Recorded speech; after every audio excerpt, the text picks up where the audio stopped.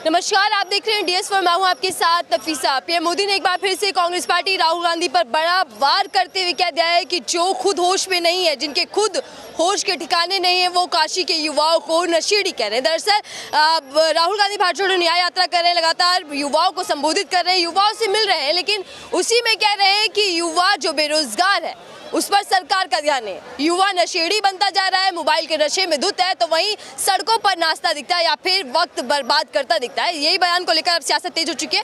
जनता के बीच हाजिर और जनता से जान लेती हूँ कि क्या कुछ कहना है युवाओं को लेकर, क्योंकि चुनाव नजदीक है। SMS शर्मा जी मेरे साथ जुड़ चुके हैं। एक बड़ी आबादी युवाओं की है और अगर युवा फोन पर समय बर्बाद कर रहा है तो फिर सवाल ये पैदा होता है ना कि रोजगार का मुद्दा कहाँ दिखाई दे। वही चीज़ है ना, जब उन्हें रोजगार मिल जाएगा तो ऑटोमेटिकली ये चीज़ें छूट जाएंगी ना। मैंने अभी अपने घर का उदाहरण दिया, इसी तरह से और दूसरे घरों पे भी उदाहरण लागू होता है कि जब आपके पास काम होगा, जब आपके पास काम करने के लिए रोजगार होगा, आप सुबह से कम 8 घंटे की ड्यूटी हर जगह होती ही होती है। आप 8 घंटे की ड्यूटी करने के लिए 1-1.5 घंटा पहले घर से निकलोगे और 1-1.5 घंटे बाद घुसोगे, यानी कम से कम आपके दिन के 12 घंटे आपके बिजी हो गए। जब 12 घंटे बिजी होने के बाद घर में कोई आदमी घुसता और 10-15-20 मिनट वो मोबाइल चला लेगा तो उसे कोई दिक्कत नहीं होती। लेकिन जब सुबह काम नहीं है बेचारे के पास, पढ़ लिख के वो खाली घूम रहा है, पेपर भरे जा रहा है, पेपर लीक हो जाते हैं, एग्जाम होता नहीं है, साल 2-2 साल बेरोजगारी खिंचती चली जा रही है, तो क्या करेगा वो बेचारा? मोबाइल ही देखेगा। जियो और इन्होंने सबने पहली आदत खराब कर दी है, फ्री दे के, डाटा फ्री दे के, जिसका जो आज दूरगामी परिणाम देखने को मिल रहा है जी। लेकिन सर 10 साल की सरकार, डबल इंजन सरकार जो कहते हैं कि मोदी की गारंटी अब बेमिसाल है, उसमें युवा की स्थिति आप क्या देखते हैं? युवा की स्थिति शोचनीय है, दयनीय है। यूपी का ही उदाहरण मैं देता हूँ। अभी 60,000 वैकेंसी निकली थी कांस्टेबल की, फॉर्म कितने भरे गए? 50 लाख से ऊपर फॉर्म गए। 48 लाख लोगों को एडमिट कार्ड जारी हुआ, यानी कि हर 100 में से मात्र एक युवा नौकरी पा पाएगा। आप एक तरफ कहते हैं हम रोजगार को बढ़ावा दे रहे हैं, हम 2 करोड़ नौकरी प्रतिवर्ष दे रहे हैं, दूसरी तरफ आप रेशो देखो कि 100 में से मात्र एक बंदे को नौकरी मिलेगी, और वो भी मिलेगी या नहीं मिलेगी वो भी अभी कन्फर्म नहीं है। लगातार उठ रहा है कि पेपर लीक हो गया है, पेपर लीक हो गया है। हाँ, सामने आ रही है कि बार बार पेपर लीक हो जा रहा है, युवा तैयारी कर आ रहा है, पेपर लीक हताशा में कैसे देखते हैं? हताशा है उसकी, और क्या परेशानी है? जब पेपर लीक हो जाएगा फिर वही प्रोसीजर सेम चालू होगा 1 साल के लिए। अब सपोज इसी पेपर को हम मानते हैं कि लीक हो गया है पेपर, अभी का बार सरकार की तरफ से मना करा जा रहा है कि पेपर लीक नहीं हुआ है, लेकिन सरकार लास्ट एंड फाइनल मानेगी इस चीज़ को। उसके बाद फिर से नए प्रोसीजर शुरू होगा, फिर नया एडमिट कार्ड जारी होगा, यानी पूरी भर्ती 1 साल के लिए पोस्टपोन्ड हो गई। जो नौकरी आज मिलनी चाहिए थी वो नौकरी 1 साल बाद मिलेगी। जिन लोगों ने इस साल भर दिया, बाय द वे वो किसी वजह से रह जाते तो अगले साल वो ओवरेज हो जाएंगे। जब वो अपनी उम्र के आखिरी पड़ाव पे होंगे, अगले साल ओवरेज हो गए, वो फॉर्म नहीं भर सकते। तो इनका तो सीधा तरीका, पेपर कराओ, लीक कराओ और उसके बाद छुट्टी करा दो। एस्पायरेंट्स जो है, अभ्यर्थी सारे ओवरेज हो जाएंगे और यूपी के अंदर ही सर युवा प्रदर्शन कर रहे हैं पेपर लीक के मामले को लेकर। दूसरी तरफ पीएम मोदी कह रहे हैं कि युवाओं ने ठान लिया इस बार 80 में से 80 यूपी के अंदर और 400 प्लस पार लगा देंगे अब बीजेपी। वो युवाओं ने नहीं ठाना, वो उन्होंने मोदी जी ने ठाना है और उनकी टीम ने ठाना है। EVM वालों को डायरेक्शन दे दी गई है, केंद्रीय चुनाव आयोग को डायरेक्शन दे दी गई है, हमें 370 चाहिए प्लस 30 हमारे सहयोगियों के चाहिए। कैसे लाओगे ये हमें नहीं पता, आप जानो, आपका काम जाने। EVM पे लगातार सवाल उठ रहे हैं, हम फिर से इस बात को सवाल को उठा रहे हैं। तो इलेक्शन कमीशन ने क्या करा, अपनी गाड़ियां चारों तरफ चला रखी हैं। इलेक्शन कमीशन ने दिखा रखा है कि दिखाने के लिए कि नहीं हमारी EVM साफ सुथरी है, लेकिन वहीं जब हमारे वकील भानु प्रताप सिंह जी मांगते हैं कि हमें 50 EVM दे दो, तो वो देने को तैयार नहीं होते। आप पाक साफ हो तो दो।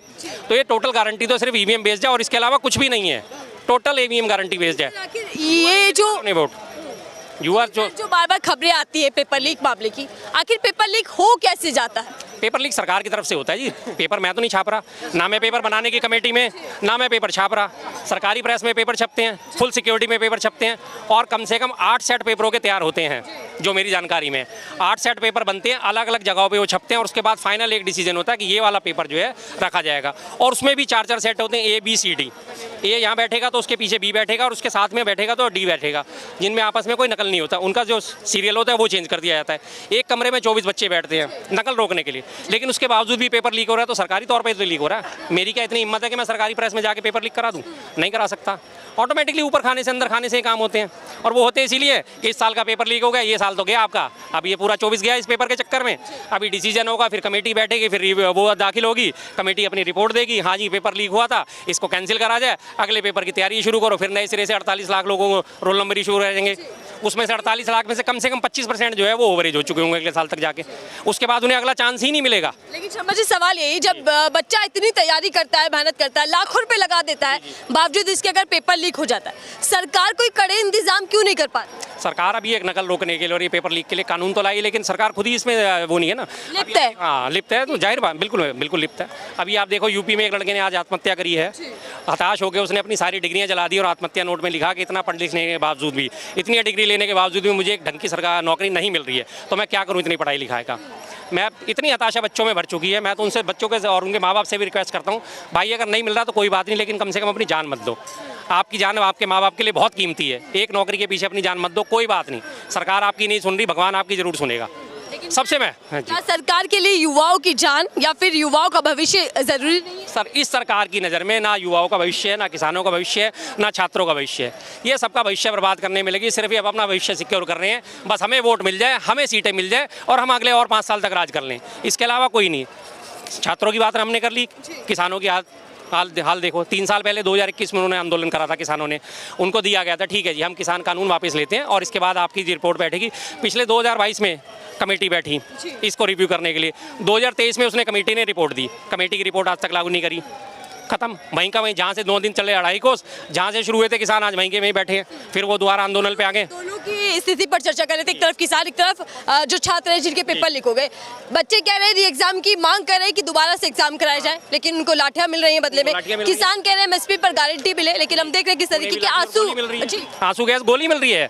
एक किसान तो नवकरण सिंह क्या नाम है उसका, मेरे थोड़ा सा ना, एक की मौत हो गई, उसके सर में गोली लगी है और उसको भी सरकार डिनाई कर रही है। और उसके बाद परसों हरियाणा सरकार ने क्या ऑर्डर निकाला था, जितने भी किसान प्रदर्शन कर रहे हैं इनके ऊपर रासुका लगाई जाएगी, राष्ट्रीय सुरक्षा कानून। जब भारी विरोध हुआ तो उसके बाद उन्होंने ऑर्डर वापस लिया है।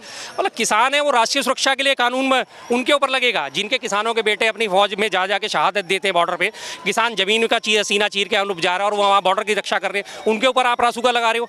क्या ये सरकार की मेंटेलिटी है? और फिर ये कहते हैं कि हम 400 पार, तो घूम फिर के बात आती है ना, घूम फिर के इसका मतलब ईवीएम माता की कृपा इनके ऊपर है, तो ये कहते हैं 400 पार है। जहाँ देखो आप वहीं जगह अराजकता फैली हुई है, छात्र, नौजवान, किसान, महिलाएं सब सड़कों पे है, उसके बावजूद इनकी गारंटी आती है कि नहीं हम 400 पार जाएंगे। तो आता है बार मैं हर बार इस मुद्दे को उठाऊंगा, लोग हालांकि बेशक पक जाएं इस चीज़ से, कोई बात नहीं, लेकिन मैं इस मुद्दे को फिर उठाऊंगा कि हाँ ये बात हकीकत है। एक तरफ तो पीएम मोदी 400 प्लस का नारा दे रहे हैं, कह रहे हैं कि युवा विकास के साथ है, यानी कि 400 प्लस बीजेपी पाएगी। दूसरी तरफ युवा जो मांग कर रहा है पेपर लीक को मामले को लेकर, क्या लगता है कि आखिर क्यों युवाओं को नहीं सुना जा रहा? कई हजार छात्र यूपी के अंदर प्रदर्शन कर रहे हैं, लगातार अब मांग कर रहे हैं कि वापस से पेपर हो, लेकिन बावजूद इसके पीएम मोदी सिर्फ भाषण दे रहे हैं। देखिए जी, वो तो उनका काम है भाषण देना। और रही बात इसमें, मैं युवाओं की भी गलती मानता हूँ। जब पिछले साल बीजेपी इलेक्शन हुए थे, उससे पहले प्रयागराज में इतने ज़बरदस्त प्रदर्शन हुए थे, छात्रों ने प्रदर्शन करा था, लेकिन वही छात्र लास्ट एंड फाइनल आके धर्म के मुद्दे पर या 5 किलो अनाज के मुद्दे पर आके वोट दे देते हैं। जब उनके पास सरकार बदलने का मौका हाथ में होता है तो धर्म की चाशनी खा के बैठ जाते हैं और सरकार बदलने का मौका हाथ से गवा देते हैं। और उसके बाद फिर वो रोते हैं कि हमारे साथ ऐसा हुआ, हमारे साथ वैसा हुआ, हम ऐसा करेंगे, हम वैसा करेंगे।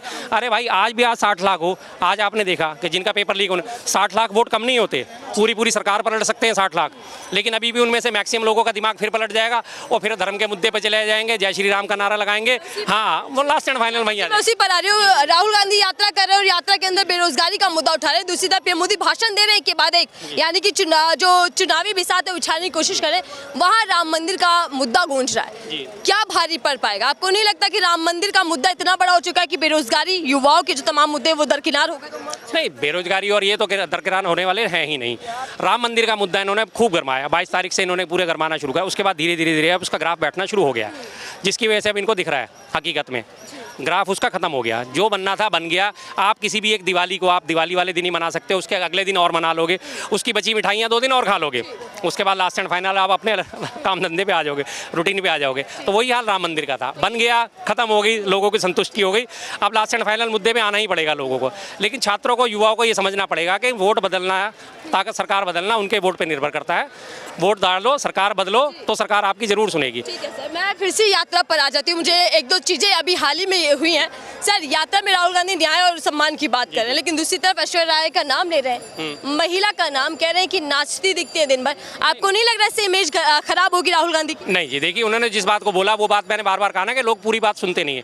उन्होंने बोला कि राम मंदिर का जो मुद्दा था टोटली राजनीतिकरण था उसमें। आपने उसमें देखा कि सारे के सारे वीआईपी मौजूद थे, उन्होंने इस संदर्भ में उनका नाम लिया। आपने वहाँ पे किसी किसान को देखा, आपने किसी मजदूर को देखा, आपने किसी रिक्शा चलाने वाले को देखा, किसी ठेला चलाने वाले को देखा राम मंदिर उद्घाटन समारोह में, जिस दिन प्राण प्रतिष्ठा का समारोह था। तो उन्होंने क्या बोला कि दिखा कौन, अमिताभ बच्चन का चेहरा, दिखा कौन, ऐश्वर्या राय बच्चन दिखी, दिखा कौन, अभिषेक बच्चन, विराट कोहली, सारे सेलिब्रिटी थे। तो क्या नाम सिर्फ उन्हीं के हैं? ये जितने लोग खड़े इनके नाम नहीं है?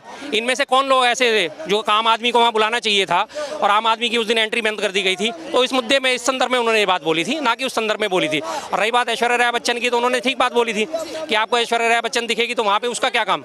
ऐश्वर्या राय बच्चन तो देखिए राजनीति में भी नहीं है, एक एक्टर है, बार बार उनका नाम लेना आपको नहीं लगता कि गलत? देखिए, उदाहरण देना और नाम लेना दोनों चीज में फर्क है। अगर इसी बात को हम मुद्दा लिए हैं तो उनके बीजेपी के नेता ने कहा था और मैं यहाँ के क्या तुम्हारे हेमा मालिनी नचवाऊं, उस बात को किसी ने तूल नहीं दिया ना। पूरी बीजेपी की आईटी सेल चुपचाप बैठ गई थी जब उन्होंने बोला था कि मैं क्या यहाँ पे, और क्या मैं यहाँ पे हेमा मालिनी को नचवाऊं? आप क्या हेमा मालिनी को नचवाना चाहते हो?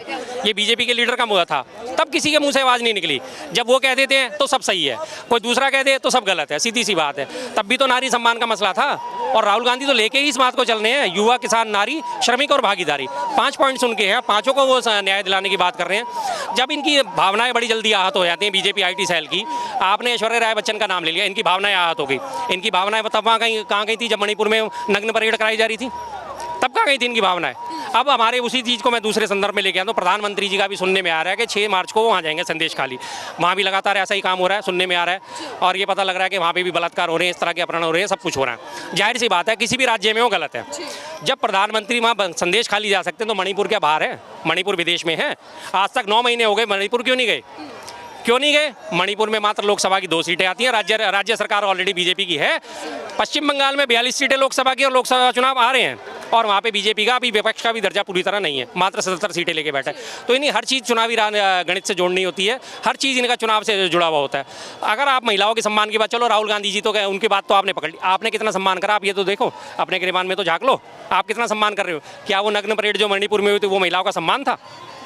वो सम्मान था क्या? अगर इनकी नज़रों में सम्मान था क्या? वो इससे ज़्यादा बदतर कंडीशन थी, सीधी सी बात है। चलिए ठीक है, बहुत बहुत धन्यवाद। हमसे शर्मा जी बातचीत कर रहे थे, लगातार जान रहे कि क्योंकि राहुल गांधी की यात्रा चल रही है और यात्रा में दिए बयान जो है वो लगातार विवाद भी खड़े कर रहे हैं। ऐसे में पीएम मोदी खुलकर एक के बाद एक वार कांग्रेस पार्टी और राहुल गांधी पर कर रहे हैं। लेकिन इस पूरी खबर को लेकर आपकी क्या राय है हमसे साझा कीजिएगा।